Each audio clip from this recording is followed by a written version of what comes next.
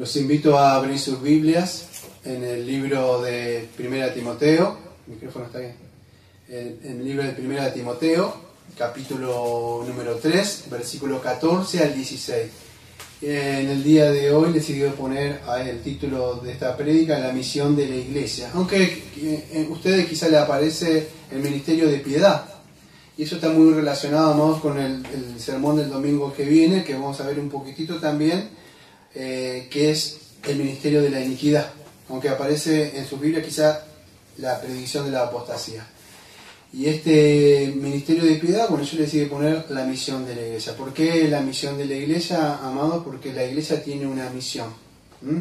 O sea, el papel fundamental de la iglesia, ¿cuál es? Bueno, el papel fundamental de la iglesia, ya lo vimos, o sea, es presentar al mundo caído, o sea, el evangelio de la cruz, donde hay poder por medio del Señor Jesucristo y de su sangre, de el perdón de los pecados, y la gente debe arrepentirse. Ese es el poder, vamos a decir, la misión que tiene fundamental la iglesia. La iglesia tiene este ministerio de piedad. O sea, ¿cuál es este ministerio de piedad? Bueno, de presentar el plan redentor que Dios tiene para la salvación de los pecadores. Escuche, toda otra cosa que lo que se diga una iglesia haga fuera de esto es añadiduría, ¿sí?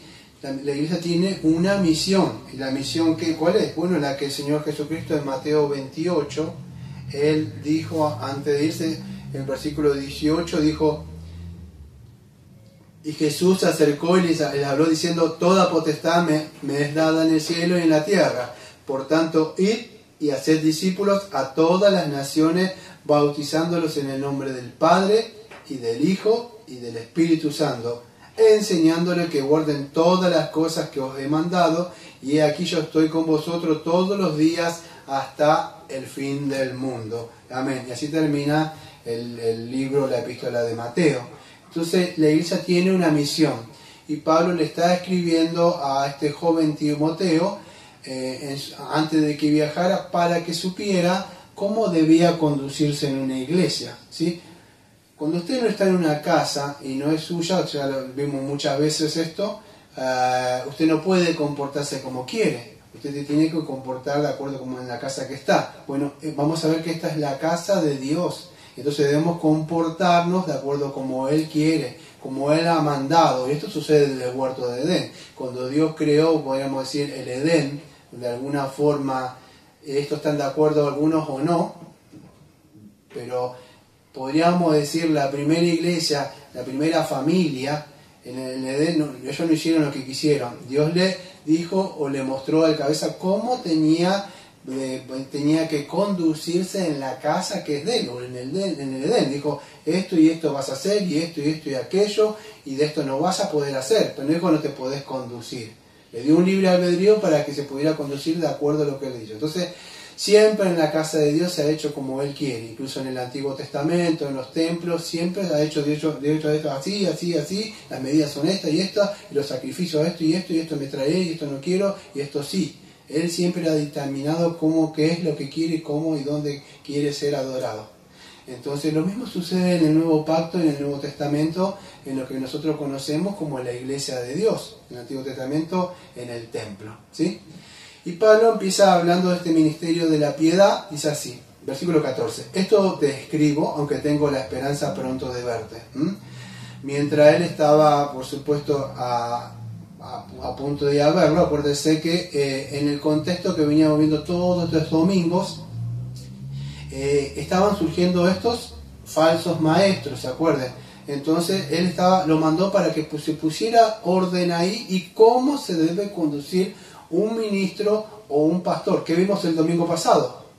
Y el otro, o sea, la ordenación de esos oficiales. El antepasado, el llamado de Dios al pastorado, y después el llamado de Dios al diaconado. Bueno, como Dios instituyó. Ahora, ¿cómo deben conducir? Él está mostrando cómo se debe conducir una iglesia o el gobierno de Dios. No es como quiere cada uno. La iglesia hace en muchos lados lo que bien le parece, el sincretismo religioso, el pragmatismo religioso, los entretenimientos para jóvenes, show, comidas, espectáculos, luces, cantantes, testimonios de personas conocidas, y así se va pasando dentro del tiempo de la iglesia. No, Dios dijo cómo lo que la iglesia debe anunciar y debe predicar a viva voz. La iglesia está para algo acá, y es para rescatar a los pecadores. Es como un arca, podríamos decir, de Noé, donde nosotros anunciamos de un futuro diluvio que se está viniendo, o a decir, un juicio que viene. ¿Y cómo podemos hacerlo? Bueno, como somos pregoneros, y la forma de hacerlo es anunciar un mensaje. Y el mensaje de la salvación, ¿cuál es? Bueno, predicar del Evangelio. ¿Sí? El Evangelio en sí mismo es Jesucristo, anunciar la vida y la obra de Jesucristo. Y eso es lo que está diciendo Pablo, versículo 15, para que si tardo, sepa cómo debes conducirte. Entonces, hay una forma de conducirse. Acá no es la visión del pastor, lo que él cree que es mejor, no. Hay una forma. Y Pablo dice, para que sepas cómo conducirte en la casa de Dios. Nosotros somos simplemente administradores, vamos a decir, de los asuntos del Señor. Él nos ha dejado a cargo, va a venir a pedirnos cuenta a nosotros, especialmente a mí, cómo se debe poner. Cuando Él venga va a decir, y es como esa gente que se va a cargo y deja un mayordomo. No sé si conocen, los que tienen dinero generalmente tienen, no iba a decir esclavos, pero tienen empleados. Y cuando él se va de viaje o alguien deja a cargo a alguien. Y ese cargo a alguien está de darle alimento a los animalitos, a los hijos, ¿sí? Que pone, bueno, el Señor se fue y nos dejó a nosotros, por lo menos los ministros, esta es la casa de Él, el lugar donde nos reunamos ahora acá, puede ser en cualquier lugar, donde estemos 2 o 3 reunidos, pero sigue siendo la casa del Señor, ¿sí? Entonces, ¿qué pasa? En su casa siempre está el cabeza y, vamos a decir, la madre, los que se encargan de ¿qué? De dar el alimento. Bueno, Él en esta casa se encarga de darnos el alimento. Y eso es lo que primero debemos hacer. ¿Cuál es? Primero, el fin principal de esta iglesia, de cualquier iglesia, ¿cuál es? Ir glorificarlo al Señor y gozar de Él para siempre. Después es la edificación de los santos que están presentes ahora por medio del alimento de la palabra de Dios, tanto la leche como la carne sólida, llegando a un crecimiento en las personas. Algunos van creciendo más rápido, otros más chicos. Es así. ¿Y cuál es el otro fin? Bueno, el otro fin que estamos viendo también es anunciar este ministerio de piedad a los pecadores. Por medio de la ley, predicarle de su condición pecaminosa, su condición totalmente deplorable, que han violado, han nacido pecadores, violan la ley de Dios, van a ser juzgados por esa ley misma que tiene dentro de ellos. Y que vengan al Señor, Jesucristo, en fe y arrepentimiento. ¿Sí? Entonces la iglesia tenemos que saber cómo conducirnos. Acá no estamos para hacer luces y show, ni entretenimiento, ni estar reprendiendo demonios, ni gritando, ni trayendo alimento a la gente necesitado. Estas cosas se pueden hacer, pero hay un fin principal, que es lo que el papel fundamental de la iglesia es llevar este mensaje y también ser columna y baluarte de la verdad. Entonces dice, para que sepas cómo conducirte en la casa de Dios, que es la iglesia del Dios viviente. Y como hablaba la otra vez, la casa del Dios viviente. Esta no es una casa de templo de yesito, como por ahí una virgen, un santo, no. Es la casa del Dios viviente, su Santo Espíritu vive y mora dentro de nosotros. Si eso es así y eso es una verdad, nosotros somos ladrillos vivientes.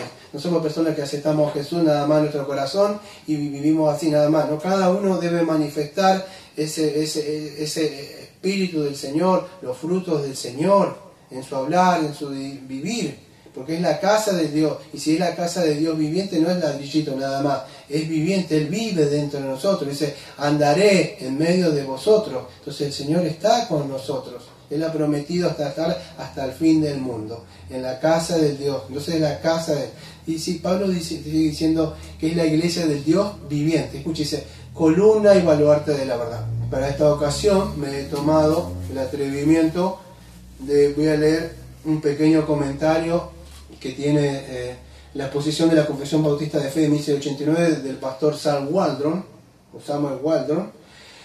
Cuando está haciendo la introducción a la legitimidad y el uso de las confesiones, es un comentario, él en una parte donde dice la legitimidad de las confesiones, palabras textuales del pastor Waldron, dice lo siguiente: la Biblia dice que la iglesia es columna y baluarte de la verdad, 1 Timoteo 3:15. El término estulo, columna, si se refiere a una columna que sostiene un edificio, y hedraioma, o sea, el baluarte, y se refiere a la base o el fundamento de una estructura, la verdad. ¿A qué se refiere el texto? Es la revelación que Dios hizo a los hombres. Esto es esa revelación especial que comenzó en el Edén y concluyó con su establecimiento en el nuevo pacto. Esta revelación que tiene como su centro focal el ministerio de la piedad, el Evangelio de Jesucristo. 1 Timoteo 3:16. Voy a frenar un poquito para explicar lo que está diciendo él antes de seguir con la palabra de él. Entonces, ¿qué está diciendo Waldron? O está diciendo cuando está haciendo esta introducción a la legitimidad del uso de las confesiones. Bueno, él por supuesto está hablando de la confesión que tenemos nosotros, esa botista que está por ahí, esta que está acá. Si no la conoce, es un mini tratado de lo que creemos nosotros, la confesión.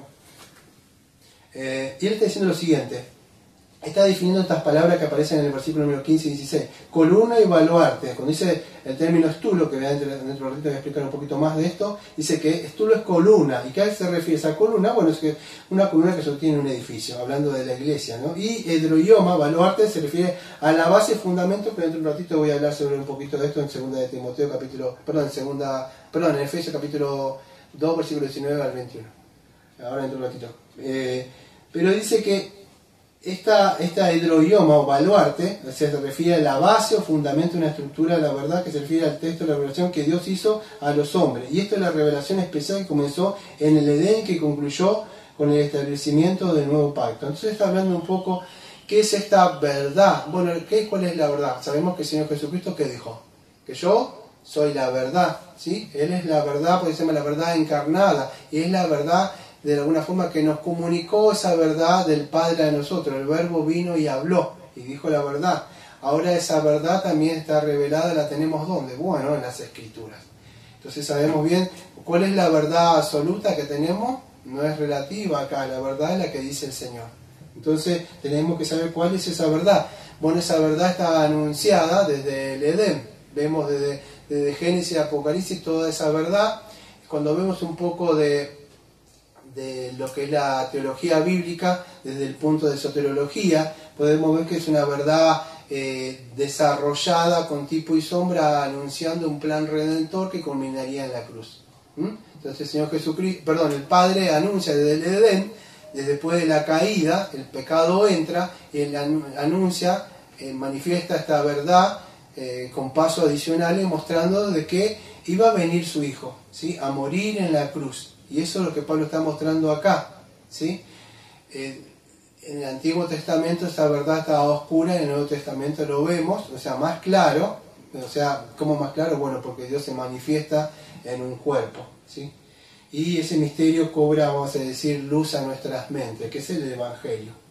Y él sigue diciendo lo siguiente: al llamar a la iglesia con un baluarte de la verdad, la Biblia nos enseña que la revelación de Dios se ha dado para la salvación de los hombres, ha sido confiada a la iglesia, escuchen. Y esto es esta es una institución que fue designada y planeada por Dios para conservar pura la verdad, para defenderla contra el error y contra los ataques de sus enemigos, y encomendarla sin diluir y adulterar a las generaciones futuras. La iglesia fue creada como una sociedad humana ordenada por Dios para el sostenimiento y la promoción de la verdad revelada en el mundo. Esto desde luego hace que la iglesia sea indispensable, tan indispensable como una columna o fundamento de una casa. Fin de la cita de Waldron. Entonces, ¿qué está diciendo en este comentario, con esta introducción al comentario de las confesiones? Bueno, que Dios nos ha encomendado algo, amados. Mire, si no me equivoco, en segunda de Timoteo, capítulo 4, cuando está terminando Pablo, escribí esta última epístola de él, segunda de Timoteo, capítulo 4, que le está dando esta directiva, de predicar la palabra, versículo 1 en adelante, le dice, segunda de Timoteo 4:1, te encarezco delante de Dios y del Señor Jesucristo, que juzgará a los vivos y a los muertos en su manifestación, en su reino, que predique la palabra, que inste a tiempo y fuera de tiempo, redarguye, reprende, exhorta con toda paciencia y doctrina, porque vendrá tiempo cuando no sufrirán la sana doctrina, sino que teniendo comezón de oír, se amontonarán maestros conforme a su propia concupiscencia, se apartarán de la verdad y el oído se volverán a la fábula. Pero tú, sé sobrio en todo, soporta las aflicciones, haz la obra de evangelista, cumple tu ministerio. Acá viene el versículo número 6. Porque, dice, yo, ya estoy para ser sacrificado y el tiempo de mi partida está cercano. Y versículo 7, he peleado la buena batalla, he acabado la carrera, y fíjense lo que dice, he guardado la fe. Como dice acá Waldo, en una parte, la iglesia le ha dado esta revelación para la salvación de los hombres y ha sido confiada a la iglesia, ¿sí? ¿Para qué? Para defenderla contra el error, contra los ataques de sus enemigos, encomendarle sin diluirse o adulterar a las generaciones futuras. La iglesia tiene el deber, y cuando amados hablo de la iglesia, no estoy hablando solamente de mí. Ahora en un rato vamos a ver en 1 Timoteo capítulo 3, 2 Timoteo capítulo 6, que la iglesia también son ustedes. 1 Pedro capítulo 2 también dice que ustedes son piedra viviente. Entonces no soy solamente yo, aunque voy al frente, la iglesia también son ustedes se les ha encomendado la verdad. Por eso cuando dice, pero ustedes son confesionalistas, lo que tenemos nosotros, cuando hablamos de confesión, no hablamos de esto que es un libro revelado, pero está tomado de acá. Cuando hablamos de esta mini tratada de confesión, nosotros queremos las Sagradas Escrituras, que es nuestra regla de fe y obediencia, no queremos en sueños, revelaciones, ni profetas, ni apóstoles, ni nada de eso. Queremos que esta es la verdad absoluta. Por eso un pastor está dedicado tiempo completo a estar estudiando y sacando la palabra para poder alimentar al pueblo de Dios. Creemos que esta es la palabra de Dios. Se terminaron todas esas cosas de sueños y revelaciones a que Dios me dijo. De acá donde sale la palabra de Dios y de acá tenemos que trazar. De ahí en adelante de Dios, de la Santa Trinidad, del decreto de Dios, de la creación, no que vino de un Big Bang, sino que Dios creó todas las cosas, de la divina providencia, como Dios lleva a cabo todas las cosas, no se les pasan las cosas por alto, de la divina providencia de la caída del hombre, del pecado y su castigo, del pacto de Dios, de Cristo el mediador, del libre albedrío, llamamiento eficaz, y así todas las doctrinas que tenemos tratadas y resumidas acá, que han sido tomadas de las Sagradas Escrituras. La Iglesia tiene el deber de guardar y proteger la verdad, porque Satanás miren, él no descansa, él trabaja de tiempo completo, no tiene vacaciones, no tiene descanso como usted o yo, él ni siquiera está durmiendo, está totalmente las 24 horas del siglo interesado en destruir una iglesia, destruir pastores, cansarlo, tirarle pecado, cargas, para que se cierren las iglesias que predican la verdadera. Y Dios nos ha dado su palabra que por más que Él esté ahí, esté soplando, la iglesia se va a mantener, por más que Pablo que esté humeando, y no se va a apagar, porque Él está ahí. Entonces así, amados, nosotros tenemos un deber. No se lo olviden, es un deber de guardar esa palabra. Tenemos el deber de proteger. Por supuesto tenemos el poder de su Santo Espíritu, pero la responsabilidad es de la iglesia, es de todo. Él no tiene problema, dice, bueno, no lo puedo apagar, no lo puedo cansar. ¿Cómo puedo hacer? Vamos a tratar de diluirla con Dios, con que Dios dijo. Mire, yo podría estar hablando de muchas cosas. Podría decir, bueno, ¿por qué no bajamos los estándares un poquito de la doctrina? No sea tan así, no van a venir nadie. No, amados, no podemos diluir un mensaje, tenemos que predicarlo. Dios dijo que la persona está muerta en delito de pecado y que tiene que venir en fe y arrepentimiento. Yo no puedo estar mintiendo en una persona diciendo, aceptaje en su corazón, mirá lo que yo veo, apelando a las emociones, diciendo, yo veo lo que está sufriendo, está padeciendo tu matrimonio, vení a la iglesia, que la iglesia, yo tenía esta cosa, mirá, te cuento mi testimonio. No, esas mentiras, no.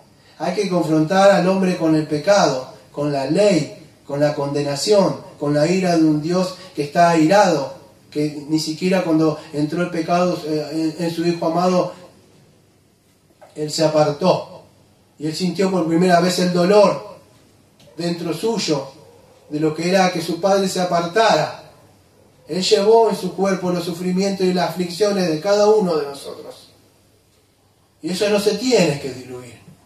No se puede decir, no, porque a ver si la persona le acepta. No, no es así, amados. Es a ver si el Señor le acepta. Y para que le acepte, esa persona se debe arrepentir de sus pecados. El Señor no anda pidiendo misericordia por ahí. A ver, vio a esa persona que está enamorada y pide, por favor, que se humilla a ese hombre, así le acepta a la mujer y hace muchas cosas. No, Dios no es así. De verdad, como dice, no, el Señor es un Señor. Claro que es un Señor. Nosotros somos los pobres y mendigos que debemos pedir y clamar a ver si nos perdona y nos acepta Él en su reino. Ese es el verdadero mensaje. Y gracias a Dios que hay misericordia y amor en Él para aceptarnos. No hay pecado tan grande que el Señor no le perdone, como decían los puritanos, pero no hay pecado tan chiquitito que no lo envíe al infierno. Es el mensaje que tiene la iglesia. Anunciamos que Dios está airado con el pecador, pero también anunciamos que es un Dios misericordioso. Hoy es un tiempo de salvación, hoy es el tiempo donde puede venir. Y eso es lo que la misión que tiene la iglesia. Otra cosa es puro entretenimiento y show nada más. Entonces Pablo le está diciendo lo siguiente a Timoteo. Dice así. E indiscutiblemente, bueno, vamos a empezar un poco con esta columna y baluarte, que yo tenía un poco más en la fotocopia. Escuchen, voy a añadir algo más a lo que dijo el doctor o el pastor Waldron. Este término de columna, ustedes saben, porque es importante, cuando hablamos de columna y baluarte de la verdad, esta columna es lo que sostiene, amado. Si sacamos las doctrinas, que muchos dicen, no, teología, doctrina, si sacamos eso, cada uno va a predicar lo que bien le parece, amado. Se caería todo directamente en un edificio, porque es lo que nos sostiene, es la verdad, lo que el Señor ha dicho. Entonces es importante que podamos mantener en alto. Sacamos la doctrina, amado, esos pilares. Es como cuando, ¿se acuerda Sansón? En una época estaba parado, estaba ciego, y él dijo que lo pusieron en unos pilares, algo así. Unas columnas, sí. Que sostenían. ¿En las columnas qué pasó? Se vino todo abajo. Todo se cayó. Bueno, usted saque esas columnas y va a ver qué le pasa con la iglesia. Cae todo, no hay nada que predicar. Yo puedo decir, yo creo que esto, y ellos van a decir, yo creo que esto. No hay una verdad absoluta donde podemos decir, pero Dios dice. Entonces debemos tener lo que Dios dice es la verdad. Entonces, la columna que tenemos acá, este soporte espiritual donde nosotros podemos ponernos y sentirnos bajo un refugio, que el Señor es lo que nos sostiene bajo esos pilares, que es la verdad, y sentirnos seguros. ¿Por qué? Porque lo que nos sostiene en alto, que lo que ha mantenido, nosotros hemos creído siempre lo mismo. ¿Qué hemos creído? Bueno, la verdad del Evangelio. El Señor nos ha dicho, ustedes están mal, y vengan y arrepiéntense y crean en mi Hijo amado, de ahí perdón de pecado. Y ahí estamos seguros. ¿Por qué estamos seguros? Si digan, no, yo tal cosa, yo tal cosa, no, Dios dijo esto y esto. Y en eso estamos seguros, porque hemos creído en esta verdad. Y eso a nosotros nos da seguridad, pero no seguridad de nosotros, seguridad de que aquel que ha pronunciado estas palabras, que todo aquel que crea en mi Hijo amado, hay perdón de pecado por más que el enemigo acuse. Entonces nosotros estamos seguros bajo esta verdad. Lo segundo que dice Pablo, dice, y baluarte de la verdad. Yo estoy buscando la palabra baluarte y se refería a una fortificación y una estructura defensiva que protege y resguarda a las personas de peligros externos. Y cuando estaba buscando unas fotos, también aparecían unas murallas, tipo como esas de China, o las murallas también de Jerusalén, que eran unas murallas que protegían con ataques. El ataque podía venir y la ciudad estaba adentro, pero eso le impedía pasar. Bueno, siempre dije lo mismo. Nosotros tenemos la iglesia, tenemos la Biblia como nuestro escudo. La Biblia en Efesios capítulo 6 dice que es nuestro escudo. O sea, ¿pero qué es el escudo? Es la fe, ¿se acuerdan? La fe. ¿Pero qué es la fe? Bueno, la fe es el cuerpo de doctrina. Bueno, lo mismo si la dejé por ahí, no sé dónde. ¿Acá la dejé? ¿La confesión? No, creo que la dejé. Acá. Esto es un cuerpo de doctrina, un mismo tratado de verdades que queremos sobre escatología, eclesiología, jamartología, pneumatología, cristología, ¿sí? Entonces tenemos todas las doctrinas. La fe, como dice Judas capítulo 1, versículo 3, Judas 1:3, dice que combatamos ardientemente por la fe que una vez nos fue dada. Entonces esta fe una vez se dio, no que se sigue dando, no que Dios me dijo esta revelación y aquella no. Dios habló una vez y ya, por medio de los profetas, y su Santo Espíritu ha quedado en la Biblia, y esa es la que tenemos nosotros, y estas doctrinas las que nos defienden de todos vientos y falsos de doctrina que puedan llegar a venir ahí, y vientos de error que llegan a decir, no, nosotros cuando pasa esto no tenemos la doctrina bien y las conocemos, vamos y miramos así, decimos, no, esto es imposible. ¿Por qué? Porque la Biblia dice esto y esto y esto. ¿Y dónde? ¿Cómo no? Sí, no, porque la Biblia lo dice, no porque el pastor lo dice. La Biblia, yo estoy adoctrinado y tengo... ¿Por qué? Como dice Efesios capítulo 4. O sea que por medio, por supuesto, de esos pastores, pero para que todos lleguemos a un entendimiento, crezcamos, para que no seamos niños fluctuantes, llevados ¿por qué? Por cualquier viento de doctrina. Pero si yo estoy llevado, no se puedo llevar por cualquier viento de doctrina, ¿por qué? Porque yo tengo en claro, a mí no me pueden decir, yo tengo que tener en claro cuál es la verdad, para que no me engañe cuál es el falso, ¿sí? Entonces, por eso tenemos que tener en claro las doctrinas. Y eso, de alguna forma, es la fortaleza que tenemos. Ese es nuestro escudo, ¿sí? Que nos protege a nosotros como iglesia.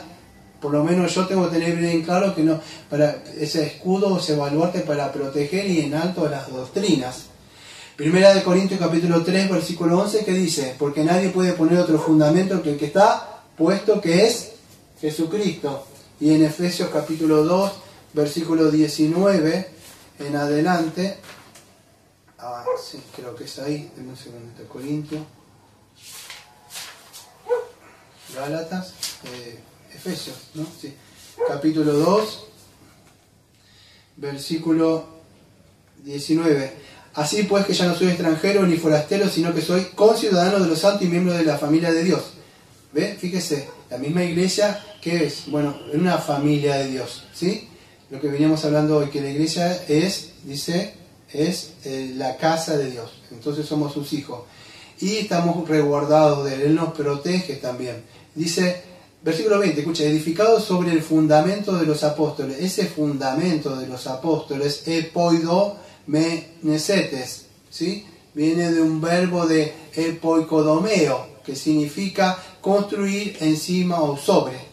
Entonces este fundamento, la iglesia está fundamentada, presten bien atención, esto es la materia de bibliología, sobre una base puesta una vez y para siempre, y nada más. No es que a mí me dijo que yo creo que viene de allá a traer una palabra de revelación nueva y fresca del Espíritu. Son mentiras. Todo lo que fue puesto, el fundamento ya ha sido puesto por los apóstoles, ¿sí? Y entonces ya sabemos que ese fundamento fue puesto una vez, y la iglesia tiene ese fundamento, y sobre ese fundamento, cada ladrillo que somos nosotros, estamos siendo construidos, pero ya hay un fundamento, sino que cada uno trae una nueva idea, cómo construir una iglesia. No, hay un fundamento, y ha sido puesto, edificado sobre el fundamento de los apóstoles, ¿sí? Esto significa construir encima y sobre, pero este fundamento, de acuerdo, que ha sido puesto por, en este caso fue encomendado por el Señor, por Pablo.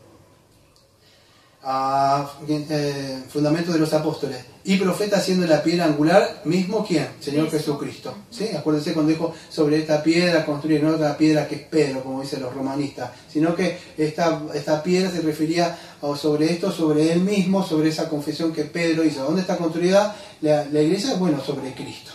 Nadie puede poner otro fundamento que no sea el Señor Jesucristo y lo que ha dicho el Señor Jesucristo. El Señor Jesucristo fue muy claro cuando salió en Mateo 4, versículo 17, que dijo: arrepentido porque el reino de Dios se ha acercado. Entonces, para entrar al reino de Dios, para entrar a la casa de Dios, para formar parte de una membresía, una persona no dice: acepto a Jesús, mi corazón ya está. Debe arrepentirse de sus pecados, creer en el verdadero evangelio, que hay perdón de pecado, ¿sí? Entonces es así. En quien, bien trabado todo el edificio, o sea, la iglesia, crece hasta llegar a ser, escuche, un templo santo en el Señor, que dice acá, estamos viendo en 1 Timoteo 3:15, para que si tal sepas cómo conducirte en la casa de Dios, que es la iglesia del Dios viviente. Que dice en Efesios, dice, bien trabado todo edificio, que crece hasta llegar a ser un templo santo en el Señor. Por eso, amados, que es importante que mantengamos en alto las doctrinas, las enseñanzas, pero no solamente enseñanzas, vamos a decir, reformadas, muertas, que pueden conducirnos a ser una iglesia orgullosa que tenemos. No, que esto produzca en nuestro corazón una vida de piedad y de temblor. Ese es el ministerio que predicó el Señor Jesucristo. Por eso que la iglesia debe continuar esta obra, pero no una obra solamente externa, por fuera, y predicar solo, no, una obra que nace de nuestro corazón, que fluye dentro de nosotros. Nosotros somos el cuerpo de Cristo, amados. Esto no es algo muerto. Esto es la iglesia del Señor. Y no hablo de estas paredes, hablo de nosotros. Nosotros somos la iglesia del cuerpo de Cristo viva. Somos columnas que andamos caminando. Somos templos vivientes. Nosotros continuamos esta obra. Por eso Satanás está tan interesado en destruir la verdadera iglesia. Si usted lo conociera, ¿cómo es? Es capaz de matarlo y destruirlo a usted. No tiene ningún problema. Él mismo se atrevió. ¿Sabe dónde que usted dice que no va a entrar porque esta es la iglesia sana? Usted no lo conoce, de verdad. ¿Usted cree que no va a querer entrar acá? Él quiso entrar en el mismo templo donde está Dios mismo sentado. Se atrevió a querer decir, yo me sentaré donde está Él. ¿Usted cree que no va a decir, no voy a atacar acá? Porque no, si Dios le permite y probar y zarandear una iglesia, lo va a hacer. Porque Él mismo se atrevió a querer entrar al templo donde está el Señor. Y es así. Él mismo fue el que indujo a llevar al Señor Jesucristo a la cruz. Entonces no crea que no lo va a probar a usted o a mí. Es así. Entonces nosotros debemos continuar esta obra. Él es el dragón que se ha vuelto contra la mujer, como dice Apocalipsis, en busca rugiendo. Entonces es a través de nosotros, del cuerpo y de la cabeza corporativamente, que debemos llevar. Dice, estos son los que quieren llevar el mensaje de salvación, como los apóstoles. Bueno, los voy a martirizar, los voy a llevar al Coliseo. Es así, amados. Nos va a buscar y nos va a perseguir. Es así a todos aquellos que hemos sido justificados y perdonados en el Espíritu. Y es verdad que la obra, como los ángeles vieron, están viendo en la iglesia cómo se lleva a cabo este plan de salvación. Entonces nosotros somos la iglesia que tenemos columna y baluarte de la verdad. Y debemos hacerlo, amado. El Señor Jesucristo ya entró en la gloria. Y nosotros todavía no estamos de este lado como iglesia, como baluarte de la verdad, como iglesia militante. Debemos anunciar ese evangelio que se llama el evangelio. Si usted entendiera el poder que tiene el evangelio, lo que produce el evangelio, Satanás sabe muy bien lo que produce. Para nosotros, no, le predico a los pecadores. Pero si usted tendría el poder que produce de liberar, abrir la mente, por eso que Satanás no quiere eso, amado. Fíjese lo que dice el versículo 22, en el cual también vosotros sois justamente edificados para la morada de Dios en el Espíritu. ¿Ve? La iglesia de Dios, que es la morada de Dios en el Espíritu, cuando todos estamos unidos en el mismo Espíritu. Y es así, en 2 de Corintios, fíjese capítulo 4, versículo 4, me quedo con este segundito, se está anotando, al versículo 6, 2 de Corintios 4, 4 al 6, escuchen lo que dice, en los cuales, hablando de Satanás, el Dios de este siglo cegó el entendimiento de los incrédulos para que no les resplandezca la luz del Evangelio, que es la gloria de Cristo, el cual es la imagen de Dios. Porque no nos predicamos nosotros mismos, sino a Jesucristo como Señor y a nosotros como vuestros siervos por amor de Jesús. Porque Dios que mandó de las tinieblas que resplandeciese la luz en Él, que es el que resplandeció en vuestros corazones para la iluminación del conocimiento de la gloria de Dios en la faz de Jesucristo. Por eso que la iglesia debe llevar este mensaje. Él no quiere que se lleve este mensaje. ¿Cuál es el mensaje, dirá usted? Bueno, con el tiempo que me queda, vamos a seguir. Y lo dice Pablo acá. ¿Cuál es? Bueno, dice, tenemos una verdad, tenemos algo que proclamar, pero ¿qué es? Pablo sigue diciendo, e indiscutiblemente grande es el misterio de la piedad. Bueno, este misterio, ¿cuál es? De la piedad. Sí, ¿cómo? El Evangelio. El Evangelio, muy bien. ¿Y el Evangelio nos habla de alguien, de una persona, de algo? Nos habla de eso, de la persona y de la obra del Señor Jesucristo. ¿Quién es Él? Por eso tenemos que tener en claro como iglesia. La iglesia cree en Cristo, sí, pero hay muchos Cristos, dice 2 de Corintios capítulo 13, versículo 3 y 4 en adelante, porque Eva fue engañada. El mormón tiene una idea de Jesucristo, el testigo de Jehová tiene una idea tienen la idea del Señor Jesucristo. Todos creen en un Señor Jesucristo, pero pregúntele al testigo de Jehová si cree que Jesucristo fue manifestado en carne. Pregúntele a un testigo de Jehová si cree que sus pecados han sido perdonados. Pregúntele a un testigo de Jehová si cree que él ha sido justificado. Él va a decir que no, que Él está ahí todavía, que se va a ver en el día del juicio. Él va a decir, Jehová en el día del juicio final va a ver. Pregúntele si es Dios, el Señor Jesucristo. No, creen en otra cosa. El mormón, que cree que es el hermano de Satanás. A Elena de White, a otros, esos sabatistas, que decía que, o al mormón que le apareció el ángel Moroni que le reveló no sé qué libros. No, amados, todos ya no tienen como regla de fe y obediencia a esto. Creen en otro Jesucristo. Entonces es importante que tengamos en claro, ya dije, apenas Dios me dé un tiempo, tengo unos francos, voy a seguir con la materia de cristología.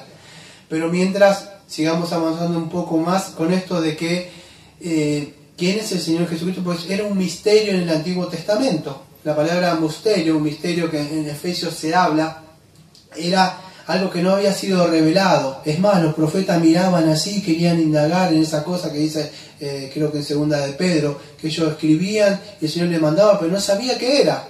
Ni Ezequiel, cuando hablaba de ese templo, no tenía ni idea de aquel que me iba a venir, en Isaías 53, que se anunciaba, en aquel de segunda de Samuel, capítulo 7, versículo 14, que también un hijo que se había prometido, y siempre había una promesa. Había una promesa que alguien iba a venir, pero no se tenía bien en claro, yo no tenía bien en claro con esa promesa. Quizá era alguien que iba a rescatarlo de la miseria, de la esclavitud que había en esa época de Babilonia, en la época del Señor Jesucristo quizás de Roma. Pero Él no venía a eso, Él venía a rescatarnos de nosotros mismos, de nuestros pecados, del juicio, de la ira venidera, del poder de Satanás y del pecado que mora en nosotros. Entonces tenemos que tener claro quién es Jesucristo. Jesucristo no vino para bendecirte y para arreglarte tu matrimonio y bendecirte en las cosas y venía la campaña de bendición. Vino Jesucristo a morir en la cruz y a traer perdón de pecados a nosotros. Y para eso es necesario que nos veamos como somos. La Biblia nos muestra a nosotros que somos malos. Dice el Señor, ustedes siendo malos, dijo el Señor. Esa es nuestra condición, somos egoístas. Siempre nos vemos nosotros, y hablo de todo, nos vemos nosotros como mejores, porque así se ve el pecado. Y no es así, amado. No hay ningún campeón en nosotros. De verdad, hay uno que venció. Y en Él sí somos victoriosos, en Jesucristo. Y para eso estamos, para mostrar que Él fue y es el Dios que se fue manifestado en la carne. Pablo nos dice, este es el misterio de la piedad. Este es el misterio revelado. O sea, este es el misterio que Pablo nos muestra a nosotros. O sea, ¿cuál es este misterio de piedad? Bueno, este misterio de piedad es el ministerio, porque vamos a ver el otro domingo, el misterio... Misterio. ¿Cómo? Misterio. ¿El misterio? ¿Qué dije? Ministerio. Ah, otra vez me equivoqué. El misterio, gracias. El misterio. Este es el misterio de piedad. Pero también es el ministerio de piedad que llevó el Señor Jesucristo. Porque el otro domingo vamos a hacer el ministerio de iniquidad. Pero estamos viendo el ministerio de piedad. Pero este ministerio de piedad era un misterio. ¿Sí? Es así. Era un misterio. ¿Por qué el ministerio de piedad? Porque el ministerio de piedad, la piedad que lleva a cabo lo que Dios quiere. Pero el domingo que viene vamos a hacer este ministerio de piedad, estos falsos predicadores. Entonces es así. La iglesia se le ha dado entonces esta encomendación de llevar el Evangelio. ¿Y cuál es lo que tenemos que predicar? Bueno, esto, amado, que tendríamos que saber. Que Dios fue manifestado en carne. ¿Quién fue manifestado en carne? Bueno, el Señor Jesucristo. Cuando vemos nosotros que ya conocemos la materia que es conocida como la la unión hipostática, sabemos que cuando hablamos de la persona del Señor Jesucristo es una persona con dos naturalezas. Y nosotros tenemos que tener en claro esto, amado, porque a lo largo mira, no me da tiempo. Acá hay un pequeño libro que habla de Cristo y su persona y su obra. Creo que es de Oliver Burke, o sea, y de la Facultad Latinoamericana de Estudios Teológicos.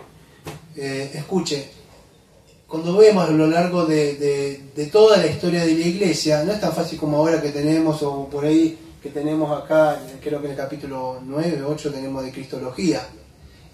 Pero todo esto ha llevado años y siglos profundizar en esto, y tenemos que seguir. Pero la Iglesia ha batallado y ha luchado contra conocer la persona y obra de Jesucristo. La Iglesia ha batallado con Arrio, con Marción, con Nestorio y Eutiques, con muchas de esas personas que tenían una visión distorsionada. Dirán, ¿quiénes son los arrianos? Bueno, los arrianos actuales los van a encontrar acá. ¿Ok? queremos dejar el atalaya, esos son los arrianos que fueron expulsados hace muchísimo tiempo. Este hombre que fue expulsado, diciendo que de verdad, bueno, hubo una gran lucha con ellos, pensando que no era Dios mismo. Y así todas las... Entonces tenemos que entender quién es el Señor Jesucristo y para qué vino el Señor Jesucristo. Entonces Pablo dice, Dios fue manifestado en carne. ¿Quién es el Señor Jesucristo? Bueno, Dios mismo. Fíjense, ustedes sabrán a dónde me dirijo. A Filipenses capítulo, muy bien, Filipenses capítulo 2 y el versículo creo que 5 y 6 al 11, ¿no? Escuchen, no se olviden nunca de la humillación y la exaltación de Jesucristo, porque acá está resumido un poco todo lo que Pablo está hablando. ¿Sí? Dice así, versículo 6 en adelante, nosotros lo conocemos como la kenosis, o la humillación de Jesucristo, el cual siendo en forma de Dios, no estimó ser igual a Dios como cosa a que aferrarse. ¿Sí? Esta hay mucha doctrina acá. Él tranquilamente podría haber dicho, cuando lo quiere matar, él dijo, yo soy Dios, ¿y saben qué? Y no, eso no se aferró, es más, se despojó, como vamos a ver, se despojó de su gloria, no dejó de ser Dios, pero de sus privilegios, de todo lo que era. Entonces, si ellos podían ver quién era el Señor, de verdad hubieran temblado. Entonces, siendo en forma de Dios, no estimó ser igual a Dios como cosa que aferrarse, sino que se despojó a sí mismo tomando forma de siervo, hecho semejante a los hombres, y estando en condición de hombre se humilló a sí mismo, haciéndose obediente hasta la muerte y muerte de cruz. Escuche, y por lo cual Dios también le exaltó hasta lo sumo y le dio nombre sobre todo nombre, para que en el nombre de Jesús se doble toda rodilla de los que están en los cielos, en la tierra, debajo de la tierra, y toda lengua confiesa que Jesucristo es el Señor, para la gloria de Dios Padre. Escuche, quizás usted lo haya escuchado muchas veces, es un texto que no sé si está la palabra mal decir, hasta el hartazgo, hasta el cansancio se escucha incluso en iglesias evangélicas, pero no se predica como se tendría que decir. Jesucristo venció contra principados, potestades, usted es victorioso en Jesucristo. Ahora no, amado, lo que está hablando ahí, que se despojó, vino a vivir una vida de humillación por nosotros como cabeza federal, a llevar nuestros pecados, nuestra paga en la muerte y en la cruz, para que ya no vivamos como vivíamos antes. Si somos justificados y hemos siendo santificados en Él, porque es así como Él venció la muerte y fue levantado de los muertos, como dice, creo que Salmo 16:10, no dejarás que mi cuerpo vea en el Seol la muerte. Entonces el Señor los levantó. Entonces debemos entender eso. Está hablando de qué, de que Dios fue manifestado en la carne, este misterio que habla Pablo. Vamos a hablar de esa revelación del Hijo de Dios.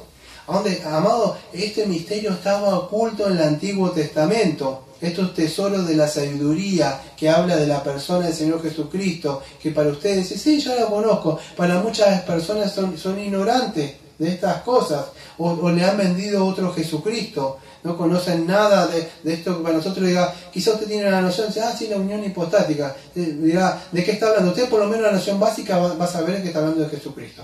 Pero hay estas personas que no saben de esto, no saben que está hablando de una persona, de las dos naturalezas del Señor Jesucristo, que Él fue el verdadero hombre, que fue el verdadero Dios. Como está diciendo Pablo acá, Dios fue manifestado en carne, está hablando de eso, de esta unión hipostática, Dios mismo, o sea, una persona que sin dejar de ser Dios y sin dejar de ser hombre, Él es nuestra cabeza federal. Pero ¿por qué está haciendo eso? Dice ahí, Dios fue manifestado en carne, porque Él fue el hombre que murió. Perdón, el hombre que sí, bueno, por causa del pecado, pero necesitaba un hombre y nadie iba a poder hacer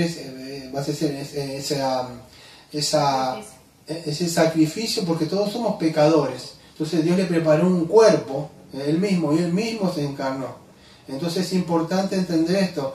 Dios mismo se encarna, viene Emmanuel con nosotros para vivir una vida santa en nuestro lugar y para cumplir las demandas de la ley, para satisfacer la justicia de Dios, que Dios demanda, que la paga del pecado es la muerte. Y todos nacemos así deudores. Entonces, como el hombre no puede hacer esto, ¿qué pasa? Dice en nuestra Constitución capítulo 7, dice que Dios descendió, o sea, hizo un pacto con nosotros, primero con el Hijo. ¿sí, amado? Que vengan en representación nuestra. Y eso es lo que pasa. Este era un misterio, sigue siendo un misterio para muchos, amado. Se manifestó en la carne, tomó cuerpo. Nació de una Virgen María, vivió una vida santa, amados. Ni siquiera pecó en su mente. Fue castigado por nuestras rebeliones y pecados. No cometió un pecado ni un pensamiento sucio, nada, amados. Es más, él oraba por sus perseguidores, por esa persona que usted quizá odia, y decía: Señor, no le tomes en cuenta estos pecados, perdónalos. Él ayudaba a sus enemigos, amados, y los confrontaba. Entonces todos estos tesoros de la sabiduría que están ocultos ahí, es necesario que los revelemos y los mostremos al mundo, que Jesucristo de verdad vino a morir por nuestros pecados. Él se manifestó en la carne, como dice, que no me acuerdo, Juan 1:14 me viene a la mente, que vimos, dice yo, vimos su gloria. Y gloria, Él se ha tabernaculizado.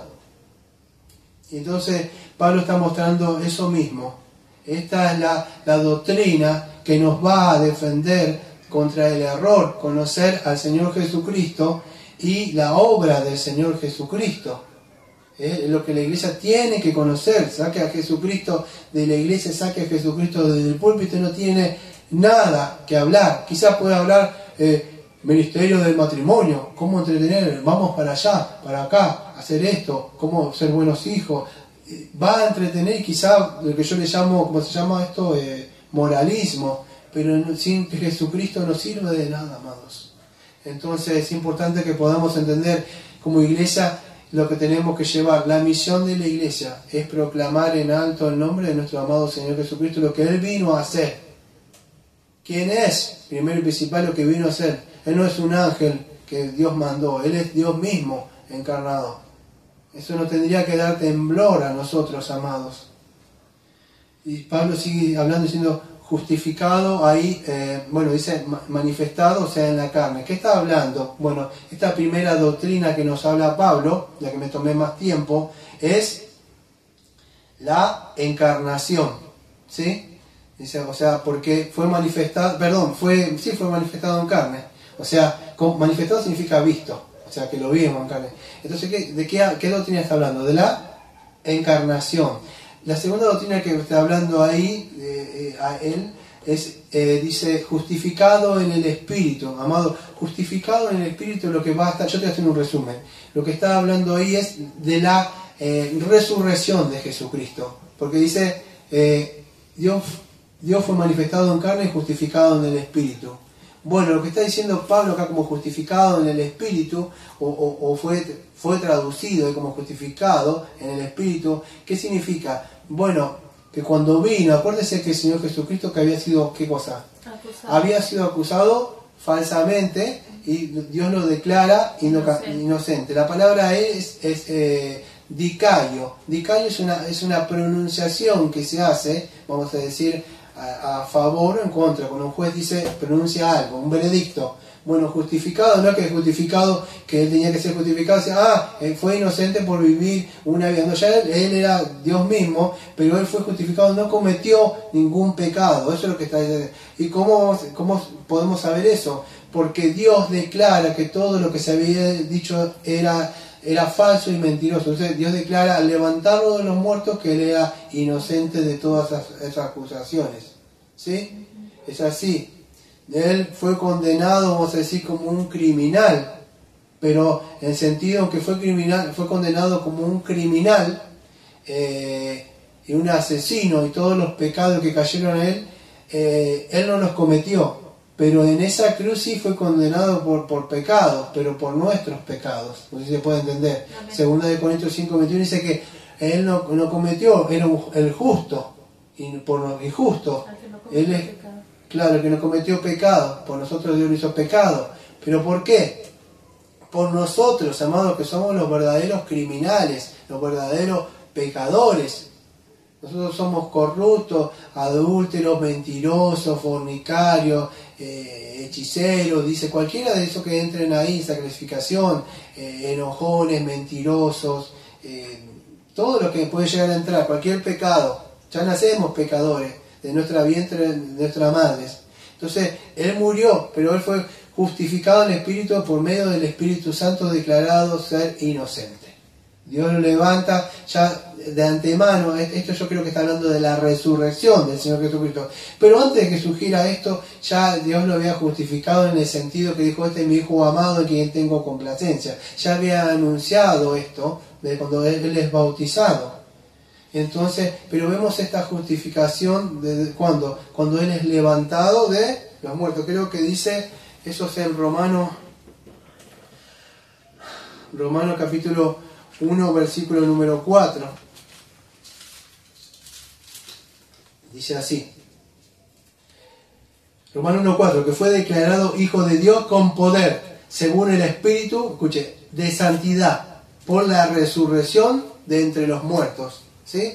Fue entonces declarado inocente, santo. ¿Cuándo fue eso? Bueno, cuando Él fue resucitado de entre los muertos, amados.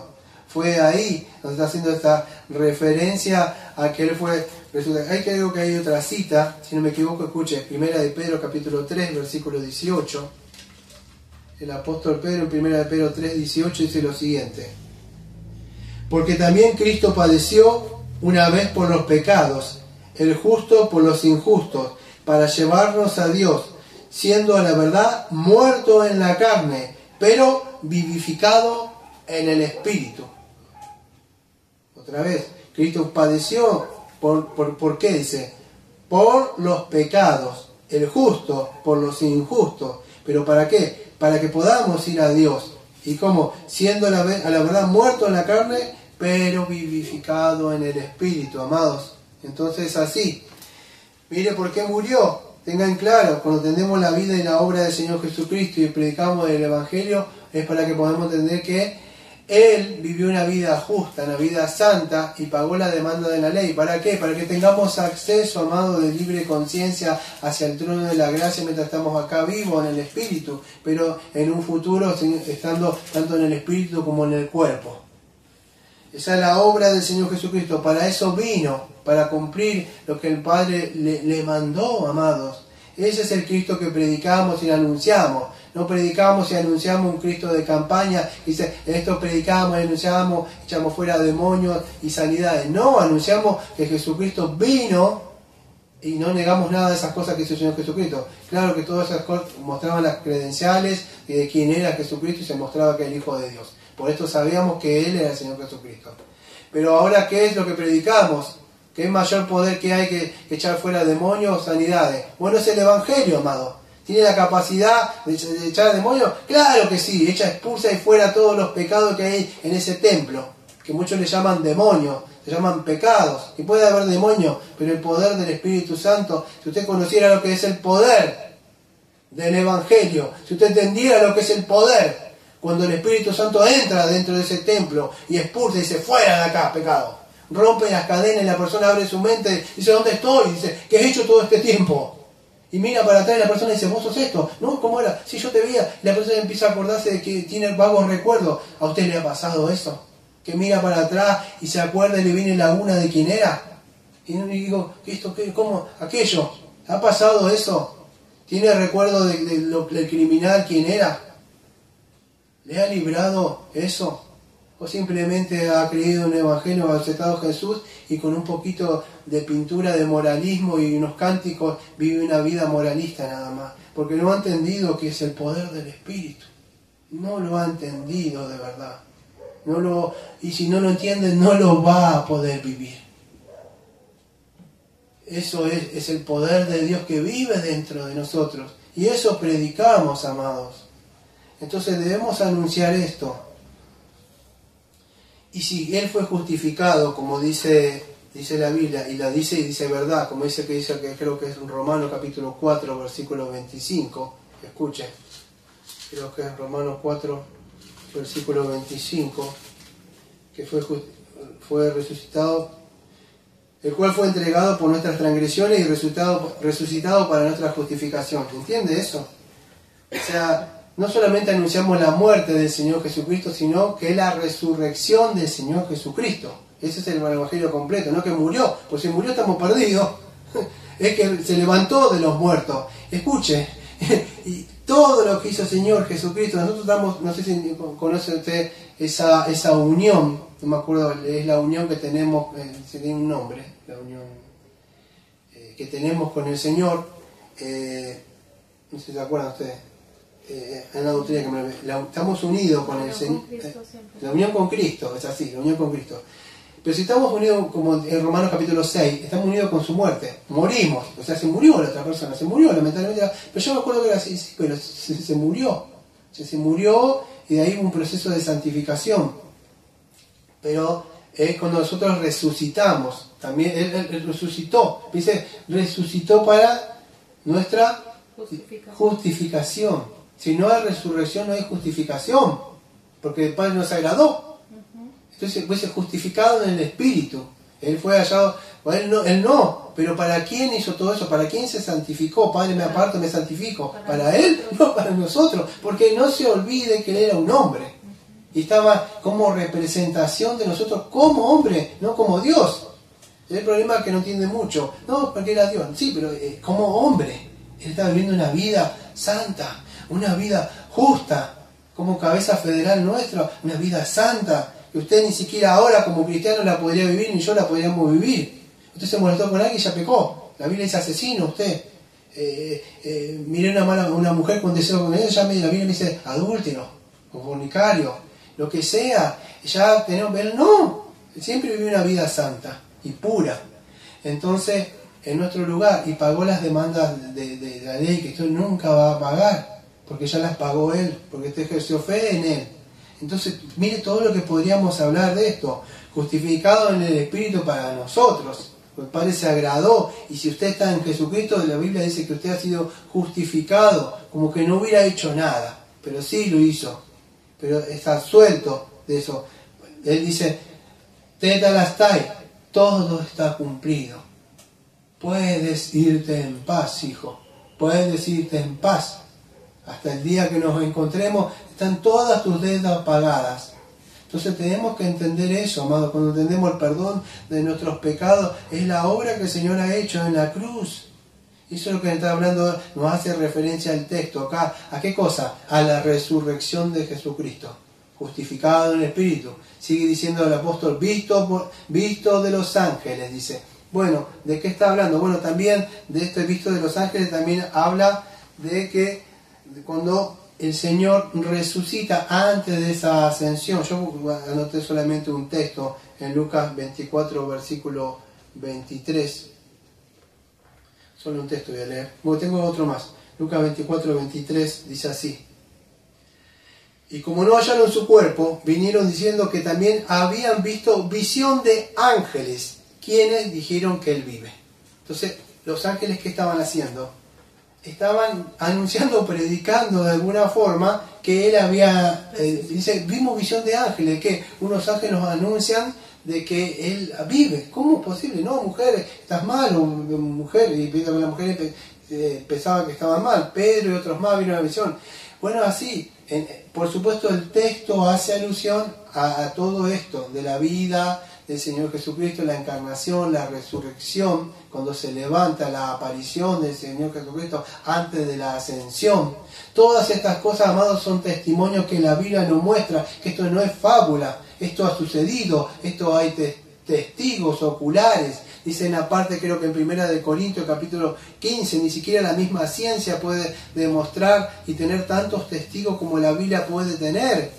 Fíjate lo que dice Pablo acá, 1 Corintios capítulo 15, versículo 1. Además, os declaro, hermanos, que el evangelio que fue predicado, el cual también recibiste, en el cual también perseveráis. Por lo cual, asimismo, si retenéis la palabra que os he predicado, sois salvos, si no creíste en vano, porque primeramente os he enseñado que asimismo que recibí que Cristo mismo murió por nuestros pecados, conforme a las Escrituras, y que fue sepultado, escuche, y que resucitó el tercer día, conforme a las Escrituras.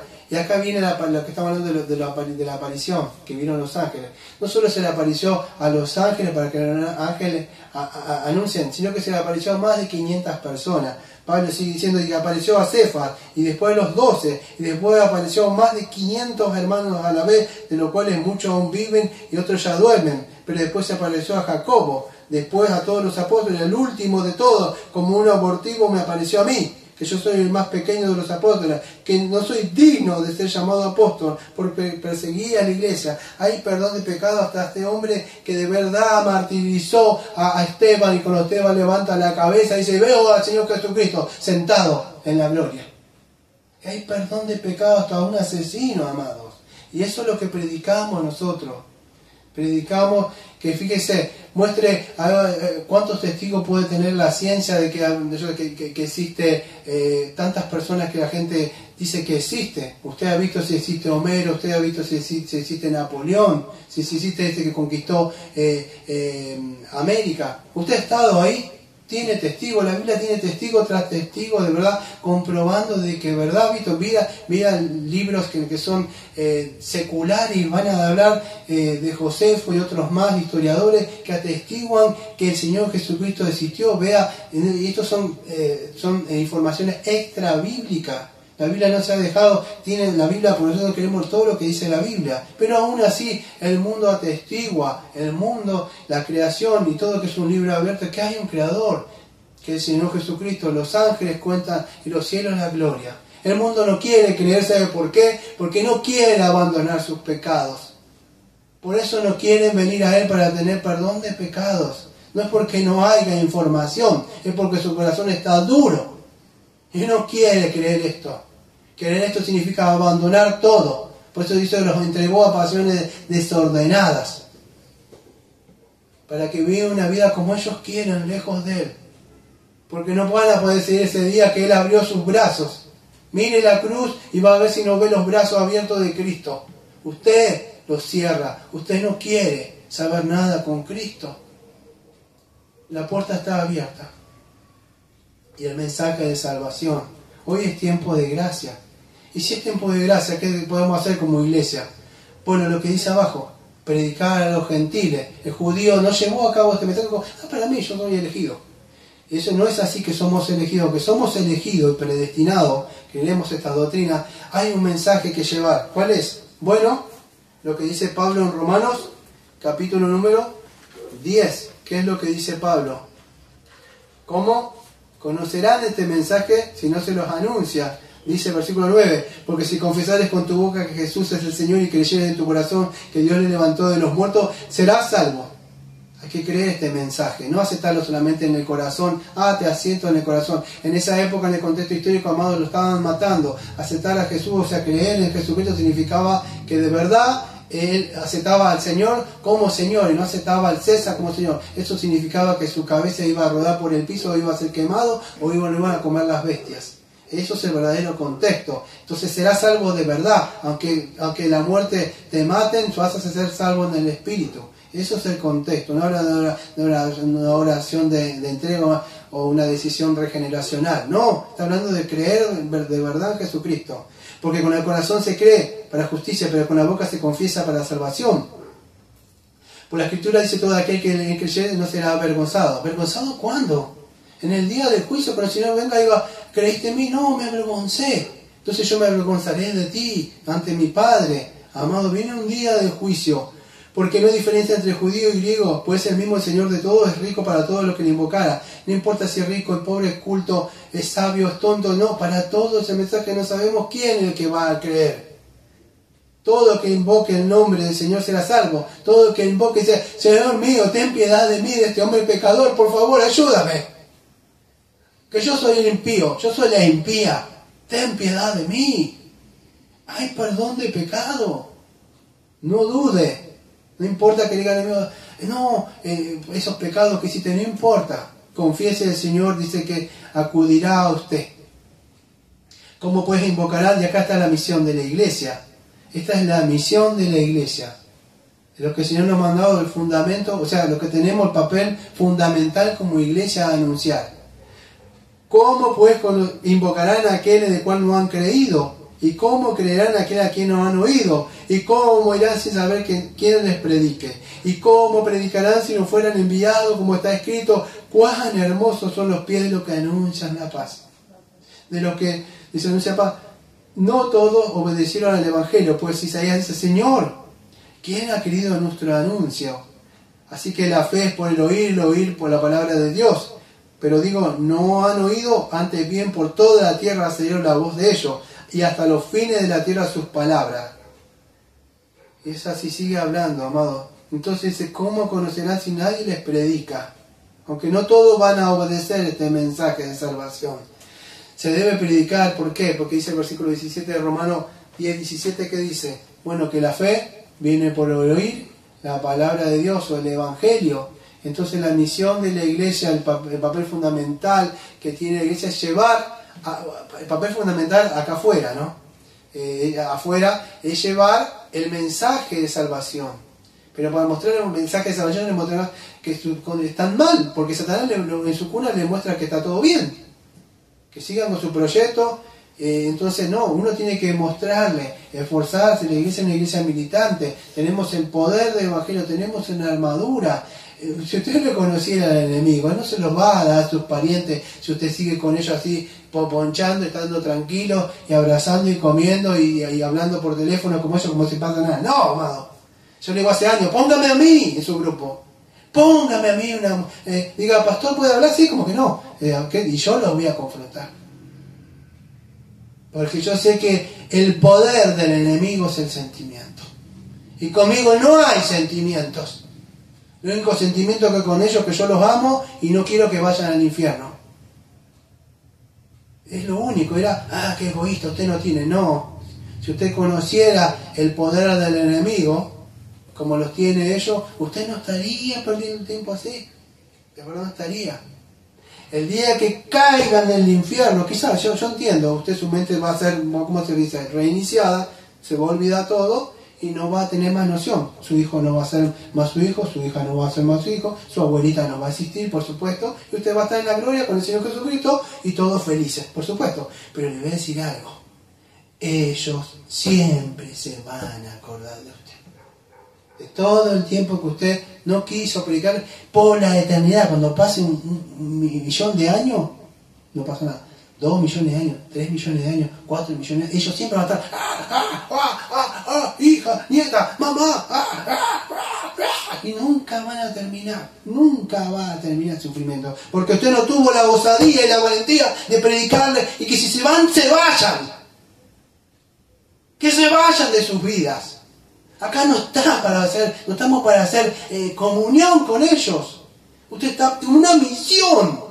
Y la misión es rescatar a esos pecadores. Enfréntelo, predíquenle de verdad. Hasta el tuétano, métale la mano ahí con el Evangelio. Ponga lo que le costó al Señor Jesucristo en la cruz. Lo que usted le da vergüenza. Porque entonces no hable más. Si no le gusta de Cristo, no hay nada que hablar. Porque no quiere saber nada con la iglesia. No hablo con el pastor que se enoja conmigo. Se enoja todo lo que quiero, porque yo soy un vil pecador de Cristo. No quieren saber. ¿Cómo puede estar sentado a hablar con alguien que no quiere saber nada de Cristo? Yo lo entiendo, de ustedes no lo entiendo, de verdad no entiendo. Porque yo sé bien a quién he creído, de verdad. Y yo por eso predico. Porque sé quién son. Son pobres personas que están atrapadas. La única forma de que ellos sean liberados es que usted prenda todas las luces que tenga y los reflectores para que su mente se abra un poco. Sacúdalo. Uy, no lo entiende usted.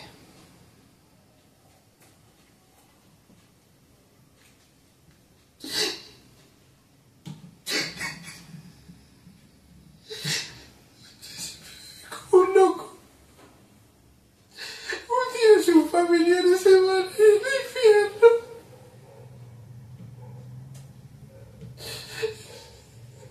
Usted se pierde lo que el Señor llevó. Todas esas películas, esas canciones que cantan. Usted no se cansaría, de verdad. Enfrentarlos de verdad. Sacudirlos. Y si no quiere saber nada, no quiere saber nada, se va. Pero tiene que mostrar una diferencia. No puede ser lo mismo las tinieblas y el infierno juntos. No puede haber eso, no puede existir. No puede existir eso. No puede, amado. Tiene que entender que este ministerio de la piedad, de que predicamos. Y yo no digo que no, como sean los testigos que dicen, pasa alguien y no se le puede hablar así. No hablo de sectarismo, algo que le predique, y si se sienta ahí, se siente y habla. Y cada cosa que dice, sale palabra de vida, dice algo, sale del Señor. Y cada cosa, todo el tiempo, sí, porque Él es vida para mí. Y todo lo que hablo y lo que digo es de mi Señor. No tengo nada. ¿Querés que hable algo de mí? Voy a hablar con pecado, si querés.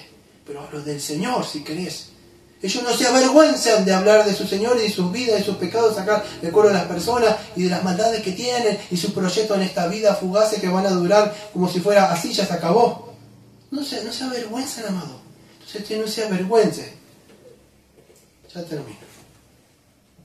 Entonces debemos predicar eso, pregonar, llevar el mensaje. Creído en el mundo, dice. Mire, aunque parece que no es creído en el mundo y hoy vemos muy poco esto. ¿Ya? Creído en el mundo. Sí, creído en el mundo porque en ese contexto era creído solamente por los judíos, parece, pero el contexto que es que creído en todo el mundo. Es eso. Y cuando usted vea que venga el Señor y va a decir, me ve a mí y ve a otros más, en ese día cuando mi Señor descienda y Dios levante todos esos muertos, usted vea levantar de la tierra miles y millones de hombres y vea el cielo que se abre y viene el Señor en su caballo, suenen las trompetas de verdad y todo aquel que esperamos y anunciamos el nombre glorioso de Él y no temblamos a este mundo, a las personas de predicar, usted va a entender que miles de millones creyeron y vivieron una vida. Se fueron al Coliseo, dejaron sus hijos, así sus hijitos, y fueron y murieron, fueron quemados. Amados, fueron desterrados. Gente que les reventaban los pies pegándole para que no predicaran. Hombres como Bullan tirados en la cárcel. Pagaron un precio. No creer nada más. Entonces así, ¿y sabe quién fueron los que más lo castigaron? Fueron sus familiares, amados. El mismo pueblo fue el que entregó al Señor. Es así, amado. Los enemigos de su casa van a ver qué son. Entonces debemos predicar. Aquellos que sean del Señor van a creer. Y termino con recibido arriba en la gloria. ¿De qué está hablando esto?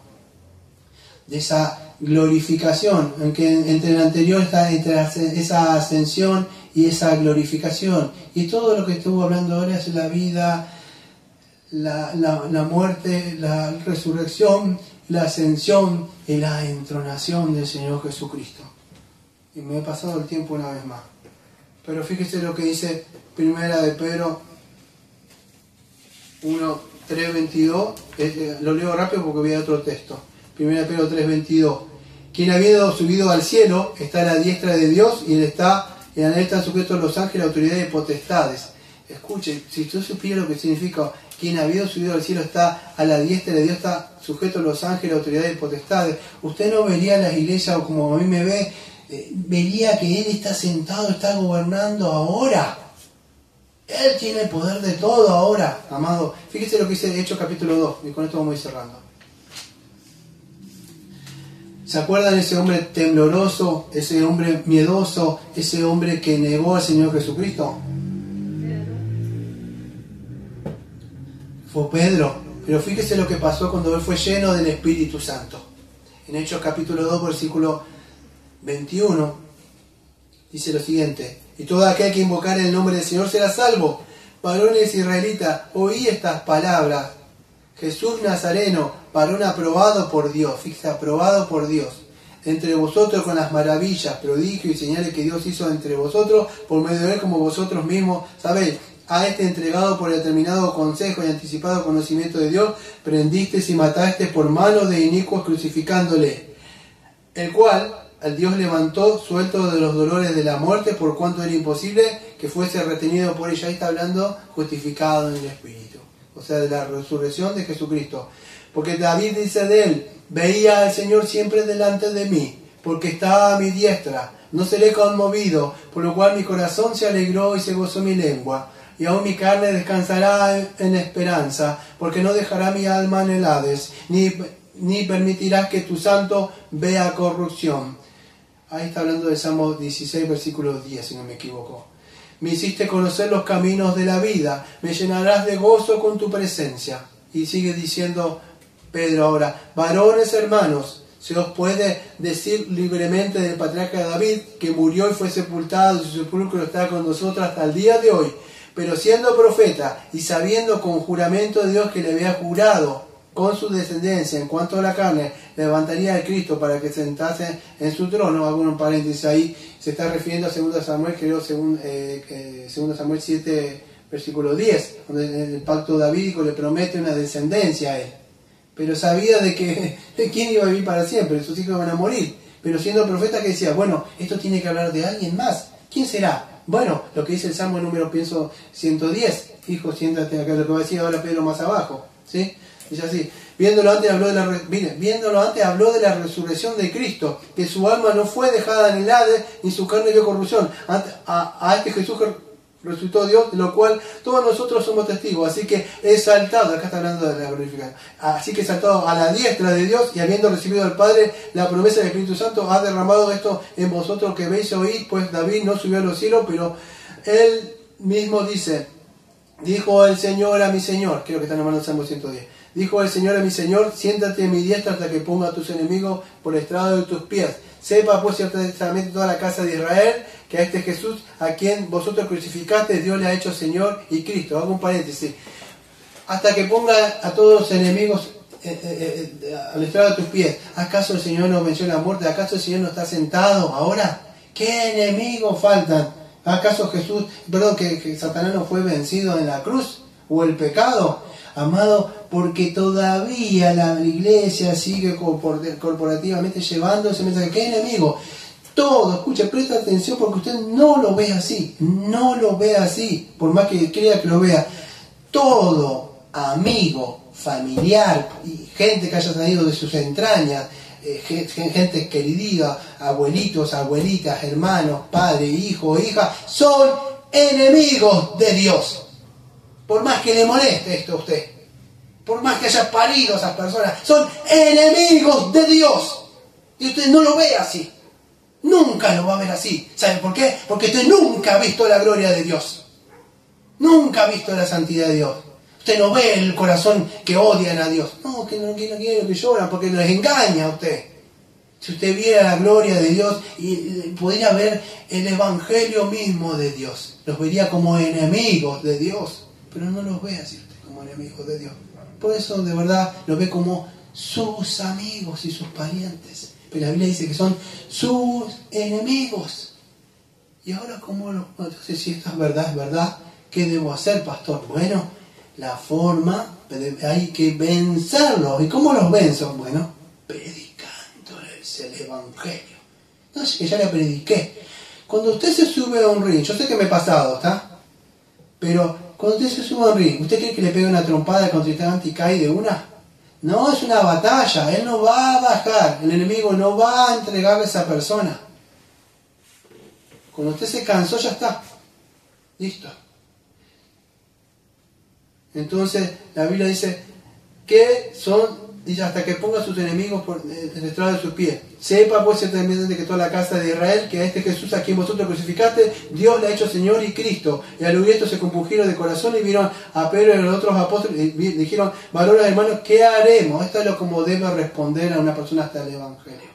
O sea, ¿qué hago si estoy mal ante el Señor? Si estoy mal, si soy un pecador, si el Señor murió por mi pecado. Bueno, Pedro dice, deben arrepentirse. Dice que no dice acá, acéptalo en tu corazón.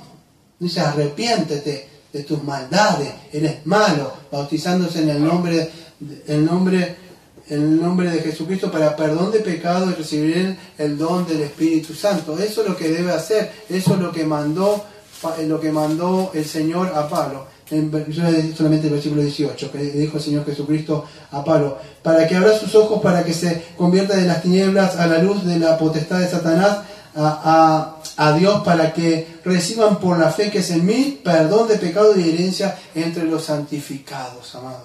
Y le puedo asegurar, seguir predicando más. Porque si usted de verdad no predica el Evangelio, no lo conoce, de verdad. Entonces, ¿cómo puedo predicar el Evangelio? Debo conocer a Jesucristo, debo conocer su mensaje, debo conocer lo que hace Satanás, debo conocer para poder predicar. Escuche, mientras usted duerme, él no duerme. No duerme. Y un día usted, escúchese, hoy no sé qué fecha es primero, es abril 1. Acuérdese, algún día usted se va a despertar, algún día va a llegar la noticia, acuérdese bien lo que le digo, donde va a sonar su teléfono y decir, murió tal persona. Su mamá, su abuela, su hijo, su hija, su nieto. Algún día va a recibir una noticia. Y verá, y tan solo le hubiera predicado. Predicado hasta el cansancio. De verdad. Ya no va a haber nada. Laméntese todo lo que quiera. Llore todo lo que quiera. Viaje, acompañe, tire flores, vaya ahí al sepulcro. Haga lo que quiera. Ya no está más ahí. Ya no está más. Hoy es el tiempo de salvación. Así como le duelen los oídos, le debe doler a un pecador también los oídos. Así debe ser de molesto como yo le molesto a un pecador. Usted le debe molestar a un pecador. Usted le debe la presencia sola. Cuando yo salgo, ¿por qué le molesto? Dígame. ¿Por qué hacen así sus familiares? ¿Por qué? ¿Creen que por mí? Es porque el que habita en mí, el Espíritu sabe que yo les voy a hablar. Así tiene que ser con ustedes. Y si no les importa, yo podría decir como decía Spurgeon, si usted no lleva el Evangelio y no predica, porque no lo tiene, de verdad. Yo ya le diría, predíquese a usted mismo, de verdad. Predíquese a usted mismo, por más que le duela este mensaje. Porque usted no entendió el mensaje, de verdad. Usted vaya ahora y vuelva a sus cosas. Comuníquese con sus seres queridos, hable, chatee, lo que quiera. ¿Cómo estás? Sí. ¿Y cómo está el sobrino? ¿Cómo está este? ¿Cómo está el nieto? La nieta. Sigan esas. Tarde o temprano dice, necia, vengo a pedir tu vida. Y se va a llevar a su familiar. Yo tengo mi mente tranquilo. De verdad. Y hoy le he sido gravoso a usted quizá. Quizá le he sido muy pesado. Pero el día del juicio lo va a entender en ese día. En ese día lo va a entender. Hoy no. Hoy me veo a mí quizá. Pero ese día lo va a ver cuando Él descienda. Así que, amada iglesia, la iglesia tiene una misión. Y esto no es un juego. Por eso tenemos armaduras, ¿sí? Voy a poner punto final a este sermón. Pero quiero que sepa algo. La misión sigue, por más que el sermón se haya terminado. Debemos seguir y avanzar. Y le puedo asegurar, Satanás está muy interesado en esta iglesia que se termine, ¿sí? Y así se terminara y se cayera todo lo que hay acá, yo voy a seguir proclamando, porque adentro mío vive el Espíritu del Señor. Vamos a orar. Amado Padre, Señor, mismo te doy una gracia para orar, Señor. Le agradecemos, Señor, porque usted se nos ha mandado a predicar y enunciar su santo palabra, Señor. Sé, Señor, que todavía queda pecados remanentes dentro de nosotros, dentro de la iglesia, Señor. Sé que por ahí todavía quedan sentimientos muchos, Señor, del cuerpo de Cristo, Señor, porque todavía hay uniones, Señor, entendibles y fiables, Señor, con muchos de ellos. Pero la unión más grande que tiene que estar es la unión con Cristo, la que tiene que estar primeramente, y predicar y llevar ese mensaje. Tenemos evidencia de los ángeles que le vieron, Señor, de la predicación de miles y millones que han resucitado. El Señor Jesucristo ha resucitado, Señor. Él fue manifestado en carne, Señor. Todas estas verdades, Señor, fue recibido en gloria, Señor, en la cual nosotros también queremos un día que se abra la puerta y diga, bien siervo, bien sierva, en lo poco me hiciste fiel. Y todos los hermanos digan, bien, he peleado, ¿cómo va a entrar? Es así, Señor, ayúdenos a llevar esta misión, Señor, que seamos, Señor, testigos, Señor, con nuestras vidas incluso. Le pedimos todo esto en el nombre de nuestro amado Señor Jesucristo, Señor, como siempre decimos, amén. Amén. Amén.